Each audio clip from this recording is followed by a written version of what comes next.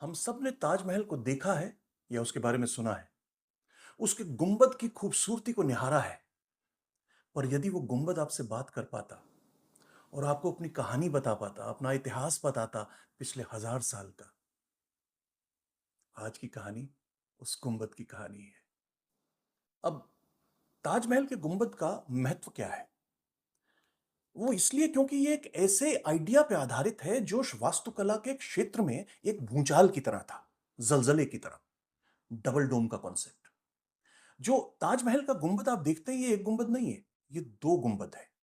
अंदर का गुंबद अलग है, बाहर का अलग। और इस आइडिया की कहानी क्या है? पहली बात, गुंबद क्यों बनाते हैं? बिल्डिंग को ऊंचाई देने के लिए।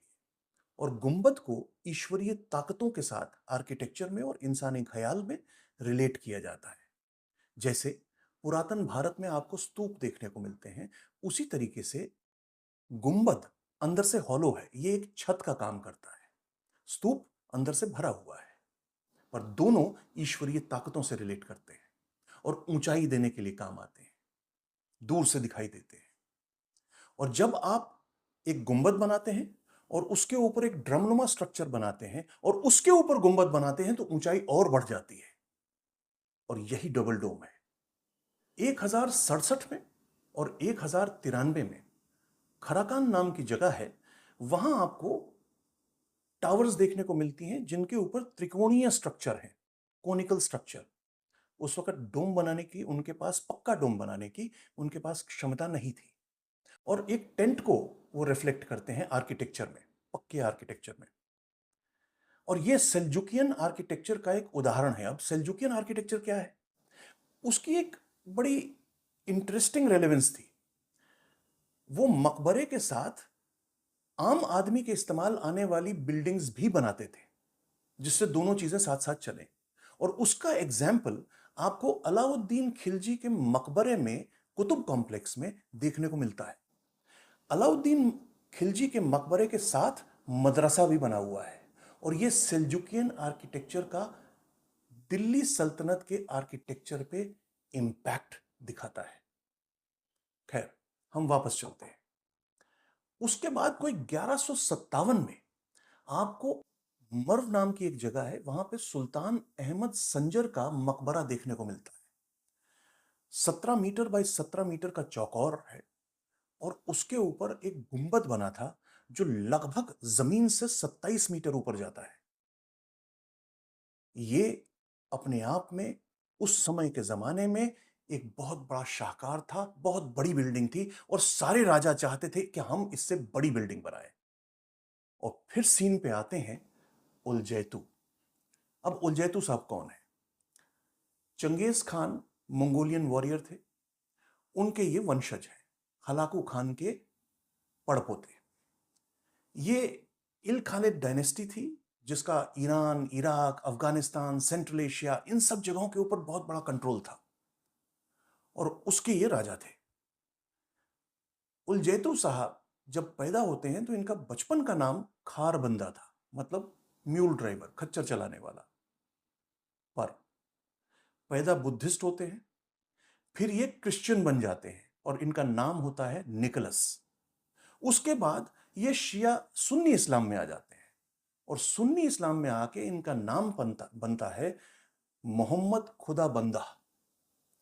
फिर ये शिया इस्लाम में आ जाते हैं और मरने से पहले वापस सुन्नी इस्लाम में जाते हैं। पर जब ये शिया इस्लाम में आते हैं तो इनकी एक प्रबल इच्छा होती है कि हजरत अली और इमाम हुसैन के अवशेष ला के ये अपने कैपिटल, जो सुल्तानिया नाम से था, वहां पे उसको रखें। और उसके लिए एक स्ट्रक्चर बनाना शुरू करते हैं। अब चूंकि ये स्ट्रक्चर हजरत अली के लिए बन रहा था, इमाम हुसैन के लिए बन रहा था, तो इसको बड़ा होना ही था। और इस स्ट्रक्चर में आपको पहली दफे डबल डोम पक्के रूप में बना हुआ दिखता है। दो डोम्स जिनके बीच में जगह है, ये उस स्ट्रक्चर में देखने को आपको मिलते हैं, सुल्तानिये के उलजैतू के उस मकबरे में। खैर, जो उनकी इच्छा थी हजरत अली और इमाम हुसैन के अवशेषों को लाने की, वो नहीं हो पाती है। और 34 साल की उम्र में जब उलजैतू हमको विदा कहते हैं, कोई 1316 में, तो वो खुद उस बिल्डिंग में दफन होते हैं। उलजैतू का मकबरा जो 1302 और 1312 के बीच में बना था, डबल डोम का पहला शाहकार आपके सामने आता है। और चूंकि इसमें डबल डोम था, इसकी दीवारें, जो अंदर का डायमीटर था, ये कोई 26 मीटर का था। इसकी दीवारें 7 मीटर चौड़ी थी और जमीन से ये कोई 50 मीटर ऊपर जाता है। उलजैतू का मकबरा डबल डोम लेके आपके सामने पहली दफे हाजिर हो जाता है। और यही चीज जो 1312 में आपके सामने आई, अपनी पूरी खूबसूरती में आगरा के ताजमहल में दिखाई देती है 1600 में। 1316 में उलजैतू की डेथ के बाद कोई 90-100 साल तक बिल्कुल शांति आ जाती है। क्यों? क्योंकि उस दौरान में मिडिल ईस्ट के एरिया में ब्लैक डेथ का अटैक होता है। 1300 से लेके 1500 के बीच में लगभग 50 दफे प्लेग का अटैक हुआ है मिडिल ईस्ट में, जिसकी वजह से लाखों लोग मर गए हैं। और उसके साथ ही ये जो डबल डोम का नया नया ज्ञान था, ये भी दब जाता है। पर 1351 में हमें सुल्तान बख्त आगा के मकबरे में, जो इस्फहान में है, वहां आपको डबल डोम देखने को मिलता है। और अंदर का डोम, बाहर का डोम बिल्कुल साफ साफ अलग हैं। और उनके बीच में कुछ उन्होंने स्टिफनर्स लगाए हुए थे, जिससे कि उस पूरे आर्किटेक्चरल जो गुंबद है उसको स्ट्रेंथ मिल सके, उसको ताकत मिले, कोलैप्स ना करे।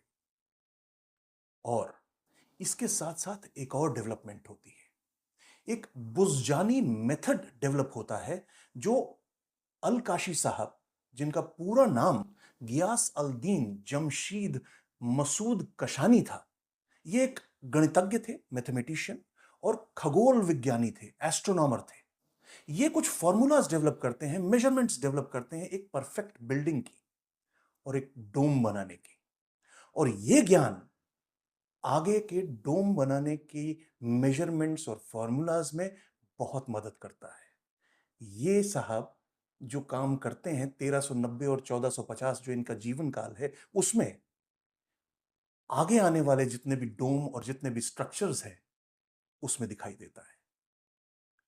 और एक और डेवलपमेंट होती है, अमीर तैमूर धरती पे आ जाते हैं, दिल्ली से लेकर दमास्कस तक मारकाट फैला देते हैं।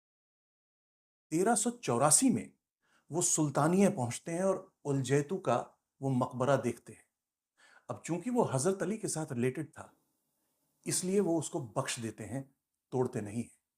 पर देखते हैं, डबल डोम समझते हैं। अमीर तैमूर की एक बड़ी खासियत थी, ब्रूटल भयंकर थे वो, पर जो आर्टिस्ट, आर्टिजन्स और जो आर्किटेक्चर था, उसकी समझ बड़ी जोरदार थी। उनको वो अपने साथ ले जाते थे समरकंद और उनसे काम करवाते थे वहां पे। ये उनकी खूबी थी। 1384 में सुल्तानिया देखने के बाद 1358 में वो 1398 में वो दिल्ली आते हैं। और दिल्ली में फिरोज शाह कोटला की मस्जिद का वो जब वो देखते हैं तो बड़े इंप्रेस होते हैं और उसका मॉडल बनवा के अपने साथ समरकंद लेके जाते हैं। और उस दौरान में 1398 में जब अमीर तैमूर दिल्ली में थे, तो उस वक्त कौन से स्ट्रक्चर्स थे जिनके ऊपर गुंबद थे? सुनिए। 1191 में बनी हुई कुव्वतुल इस्लाम मस्जिद, उसके गुंबद त्रिकोणीय थे। उसके बाद 1231 में बना हुआ सुल्तान घारी का मकबरा, जो इल्तुतमिश का लड़का था, उसका मकबरा, उसका भी गुंबद त्रिकोणीय है। उसके बाद 1235 में बना हुआ इल्तुतमिश का मकबरा, उसका भी गुंबद आज गिर गया है, उस समय था। उसके बाद 1310 में बना हुआ अलाई दरवाजा, उसका गुंबद आज भी देखने को मिलता है आप। उसके बाद 1320 में बना हुआ गियासुद्दीन तुगलक का मकबरे का गुंबद, जो आज भी आपको तुगलकाबाद दिल्ली में देखने को मिलता है। उसके बाद 1353 में बना हुआ जमात खाना, उसका गुंबद, जो निजामुद्दीन औलिया की दरगाह के बिल्कुल सट के एक मस्जिद है, उसका गुंबद है। उसके बाद 1354 में फिरोज शाह कोटला की जो मस्जिद है, उसका गुंबद। उसके बाद 1356 में चिराग देहली, जो मर गए थे उस टाइम पे, उनका जो मकबरा बना या दरगाह बनी, उसका गुंबद। उसके बाद 1387 में कलान मस्जिद, खिड़की मस्जिद और बेगमपुरी मस्जिद, और 1388 में खान जहां तेलंगानी की उनका मकबरा, जो भारत का पहला ऑक्टोगोनल अष्टकोणीय मकबरा है जिसके ऊपर गुंबद बना। पर इनमें से एक भी डोम डबल डोम नहीं था। पर अमीर तिमूर ये सब देख रहे थे और इसके तुरंत बाद कोई 8 जनवरी 1400 में वो दमेस्कस पहुंच जाते हैं, घेरा डाल लेते हैं, नेगोशिएशंस होती हैं, फेल हो जाती हैं, और 17 मार्च 1400 में वो पूरे दमेस्कस शहर को जला देते हैं। अब ये 2 महीना जो वहां बैठे रहे थे, दमेस्कस शहर में 705 में बनी हुई खलीफा अल वलीद के समय में एक बहुत बड़ी मस्जिद है। उस मस्जिद का जो डोम था वो डबल डोम था, मगर लकड़ी का बना हुआ था। अमीर तिमूर ने वो सब देखा था। जलाने के बाद वो सारी चीजें वो अपने साथ नोट करके समरकंद लेके आए थे। पर जब वो जलाते हैं तो वो सब कुछ, वो मस्त भी जला देते हैं। और इतिहासकार कहते हैं कि कुछ नहीं खड़ा मिलता वहां पे, सिर्फ एक दीवार खड़ी थी, न छत थी न दरवाजा था, संगमरमर तक जल चुका था और हटा दिया गया था। दोहरे गुंबद, डबल डोम का समरकंद से आगरा का सफर, इसकी कहानी अगले भाग में।